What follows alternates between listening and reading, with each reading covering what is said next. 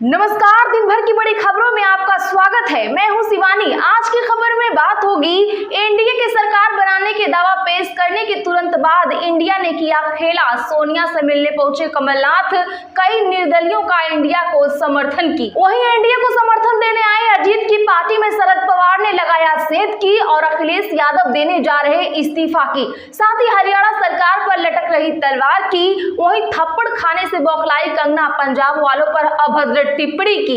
इसी के साथ आज दिन भर की सभी बड़ी और प्रमुख खबरों को जानेंगे विस्तार से। उससे पहले एक नजर सुर्खियों पर। मोदी एनडीए के नेता चुने गए। नीतीश और चंद्रबाबू नायडू ने किया समर्थन। आडवाणी जोशी से घर जाकर मिले। गठबंधन के नेताओं ने सरकार बनाने का दावा किया पेश।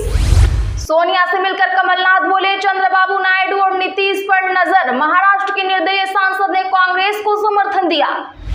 इधर मोदी को समर्थन देने दिल्ली आए अजीत पवार, उधर एनसीपी में लग रही सेंध। शरद पवार की पार्टी बोली, हमारे संपर्क में कई एमएलए। बीजेपी की हिंदू मुसलमान और मंदिर मस्जिद की राजनीति रही फेल। सचिन पायलट बोले, इंडिया अलायंस को देश में समर्थन मिला। हनुमान बेनीवाल आज भी गठबंधन में। थप्पड़ कांड पर कंगना बोली, पंजाब में आतंकवाद बढ़ा। एसजीपीजी ने कहा वे जुबान से बढ़ा रही। किसान कांस्टेबल के समर्थन में बोले। अखिलेश यादव यहां से देंगे इस्तीफा। सपा के नेताओं ने शुरू कर दी उपचुनाव की तैयारी। गोपाल राय बोले, कांग्रेस और आपका गठबंधन सिर्फ लोकसभा चुनाव तक था, विधानसभा चुनाव अकेले लड़ेंगे। भाजपा बोली, यह मतलब की दोस्ती थी।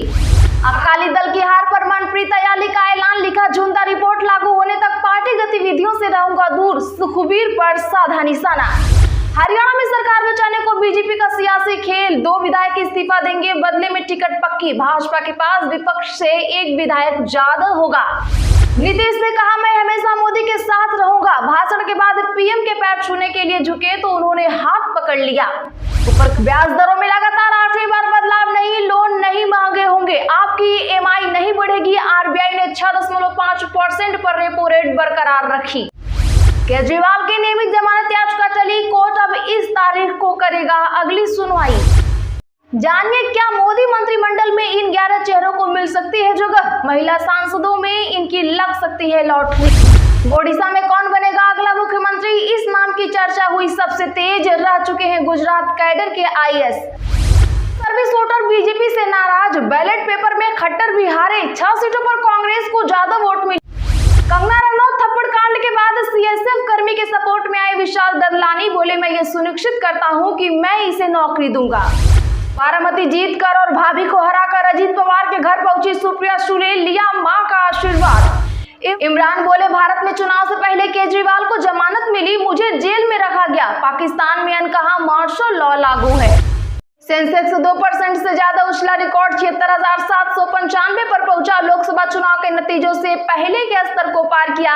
वहीं बता दें कि निफ्टी 23,290 पर हुई बंद। चलिए अब जानते हैं बड़ी और प्रमुख खबरों को विस्तार से। उससे पहले प्लीज वीडियो को लाइक और शेयर जरूर कर दें।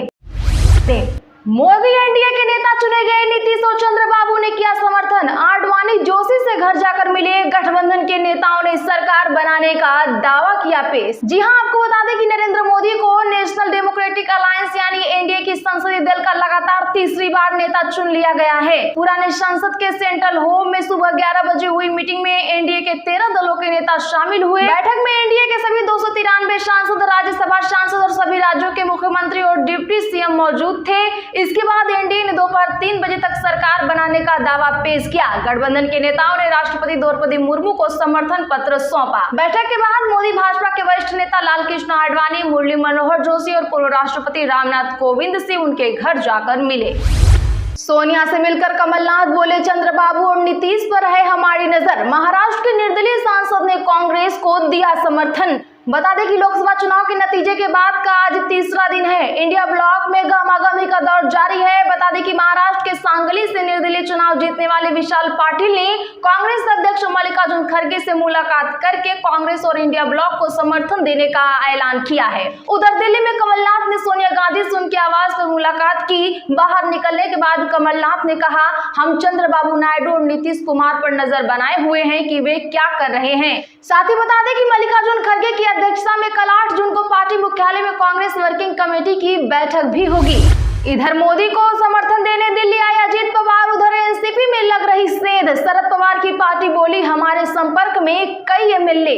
दरअसल आपको बता दें कि एनसीपी प्रमुख अजित पवार अपने नवनिर्वाचित सांसद के साथ एनडीए संसदीय दल की बैठक में शामिल होने के लिए संविधान सदन में मौजूद रहे।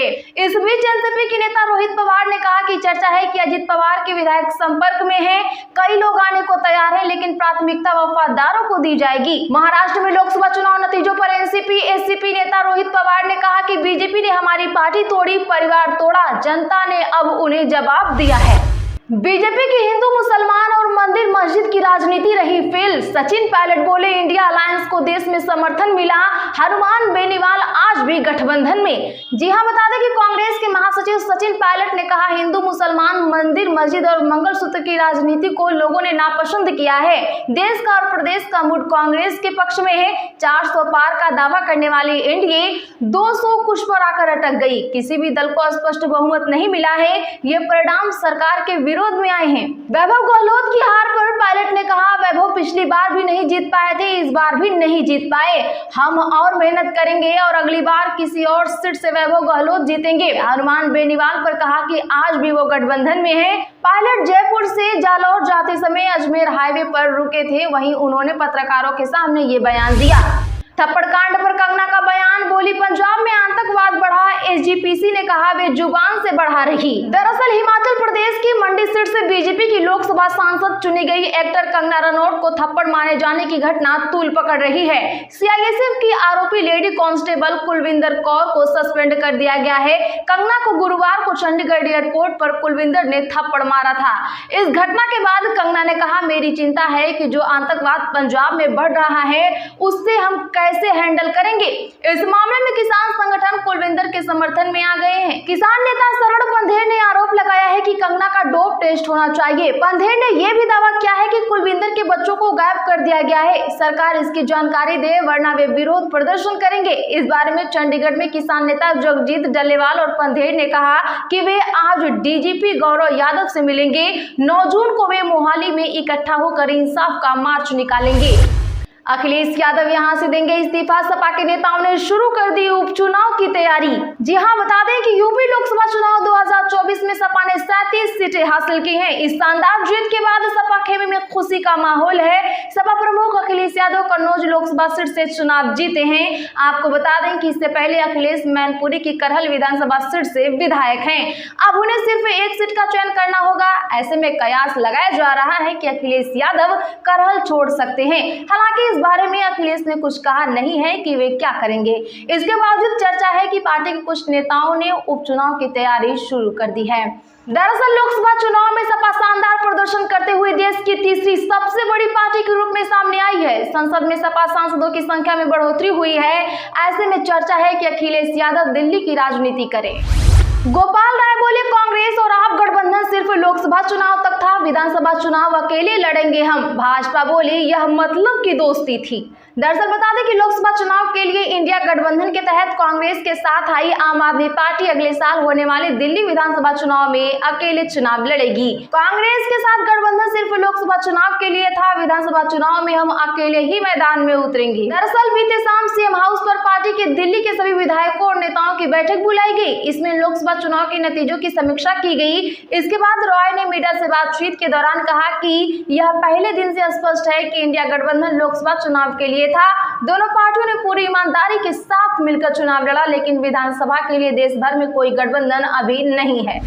हरियाणा में सरकार बचाने को बीजेपी का सियासी खेल हुआ शुरू। 2 विधायक इस्तीफा देंगे, बदले में टिकट पक्की। भाजपा के पास विपक्ष से 1 विधायक ज्यादा होगा।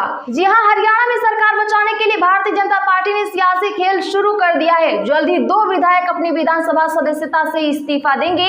इसके बदले में भाजपा उन्हें सितंबर अक्टूबर में होने वाले विधानसभा चुनाव में टिकट देगी। आपको बता दें तो हरियाणा विधानसभा में लोकसभा चुनाव के रिजल्ट आने के बाद नंबर गेम बदल चुका है। 90 सदस्यों की विधानसभा में 87 मेंबर ही बचे हैं।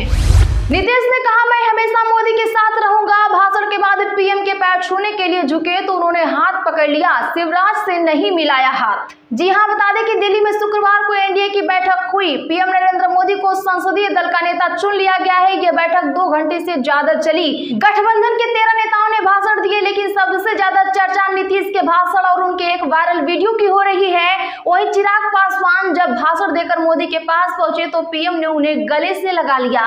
दरअसल नीतीश भाषण देने के बाद मंच की तरफ आए तो उन्होंने पीएम मोदी के पैर छूने की कोशिश की। जैसे ही नीतीश कुमार पैर छूने को आगे बढ़े तो मोदी ने दोनों हाथों से उनको पकड़ लिया। वहीं जब शिवराज सिंह चौहान नीतीश कुमार से हाथ मिलाने को आए तो उन्होंने उनसे हाथ नहीं मिलाया, क्योंकि नीतीश कुमार का इस समय भाव बहुत चढ़ा हुआ है। तो इसी के साथ आज की बड़ी खबरों में फिलहाल इतना ही। अगर खबरें अच्छी लगी हैं तो वीडियो को लाइक करें, इसे ज्यादा से ज्यादा लोगों में शेयर करें, चैनल सब्सक्राइब करके बगल में घंटी के निशान को जरूर दबा लें।